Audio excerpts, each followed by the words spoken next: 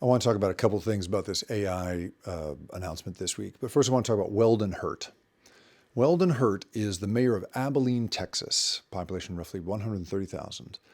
And he is a very hardworking guy. He's been on the city council a long time. He's the 25-year owner and operator of Pest Patrol, an extermination business there. He wants to improve the road conditions in Abilene. He wants to improve the ties to the Air Force Base. He wants to improve tourism. He is now the first recipient as mayor of a huge data processing center that is funded by this new thing called Stargate that was announced at the White House on Tuesday.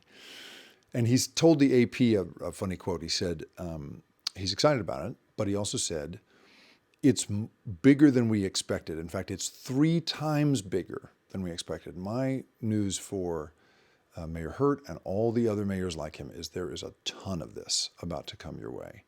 So I go on and on about this whole project and what I think it means at theripcurrent.com. And you can hear, me go on and on there. You can read all about it.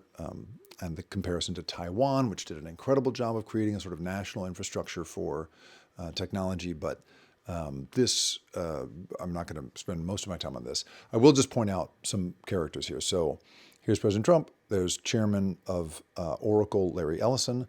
This is CEO of SoftBank, Masayoshi Son. Here's Sam Altman. I'm just going to rattle off some funny things about this whole thing. So Son is famous. He was literally in the Guinness Book of World Records for having lost the most amount of money ever when he bet wrong on the internet boom in the 2000s.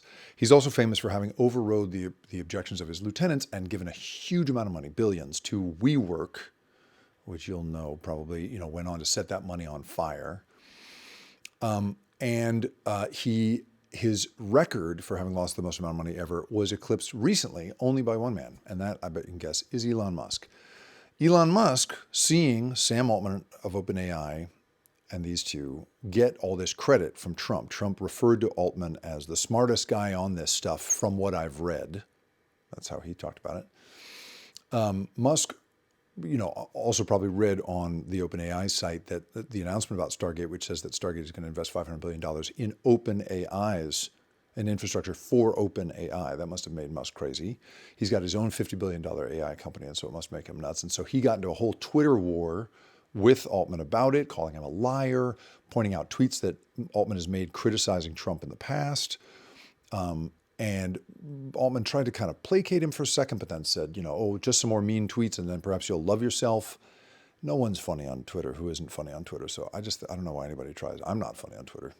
I just don't understand it. And he also felt compelled to write a apologetic tweet for his past negative views about Trump, in which Altman said, now having observed POTUS up close, I've changed my perspective. I wish I hadn't fallen into the trap of the NPCs, which is a derogatory term used in tech for people who do not have any power. It's a video game term for non-player character. I considered calling the Rip Current NPC at one point, but I decided it was too wonky. But it's amazing to see him refer to this way. All of this is just sort of background. I just want to nerd out on the one thing that is just petty, and I'm just feeling petty, and so this is what I'm going to get into. They're calling the thing Stargate. And this is the Stargate project. And I'm presuming that they are naming it after the movie and the TV show. And I want to point out that this is part of a long history of people in tech taking inspiration from movies, typically, that they clearly haven't watched, or at least haven't watched with other people who could help them understand what it really means. So Musk, once upon a time, talked in a CNBC interview about how much he admires Inigo Montoya from The Princess Bride for his single-handed vengeance, mission to avenge his father. And he didn't clearly understand that character is an empty vessel, an empty shell. And once he finishes his task, he doesn't know what to do with himself. And Mandy Patinkin, who portrayed Montoya, famously tweeted back at Musk, I do not think it means what you think it means. Brilliant. Altman approached Scarlett Johansson, according to Johansson, in a lawsuit she filed, to be the voice of his chatbot for OpenAI because he really just liked the idea that, presumably, right, because she was in the movie Her, that would be a good move to make her voice the voice of the AI, one of the voices of the AI chatbot. Here's the problem, right? I mean, the thing is, right, it's totally inappropriate because that movie is all about the emptiness of not being able to sort of connect with people in a technologically fueled world. Doesn't matter. Johansson said, no, don't use my voice. He used one that sounded eerily like hers anyway, and she sued him. And now Stargate. So Stargate, if you didn't watch it, right, it's this show, 213 episodes of which are about this idea.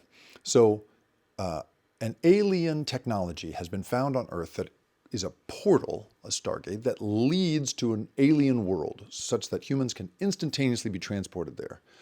And amazing, incredible. And you can imagine in the meetings how excited everybody got about that idea. Stargate, amazing. Like, wow, how fantastic. You know, it's instantaneous travel and revolutionizes everything. Let's name it after that. Good idea. But anybody who actually watched that show would tell you that, in fact, the whole thing that moves that plot forward is that that technology is, in fact, used by an insufferable race of aliens who consider themselves gods and the rest of us chattel, and they use it literally to grab and transport slave labor across the universe. And we, the humans, spend those 213 episodes of television fighting back against the superior technology and horrific power hunger of that alien tribe. I just think they could have brought that up at the branding meeting. I think somebody could have made that point. You know what I mean? So anyway, all of this, again, you can read at theripcurrent.com. I have a whole comparison about how, you know, there's one way to use presidential authority to get an industry off the ground, but these characters getting this kind of imprimatur, I don't know, it's dispiriting. So I'm grabbing onto the petty stuff in the meantime. And that's all I have to say about that. Thanks.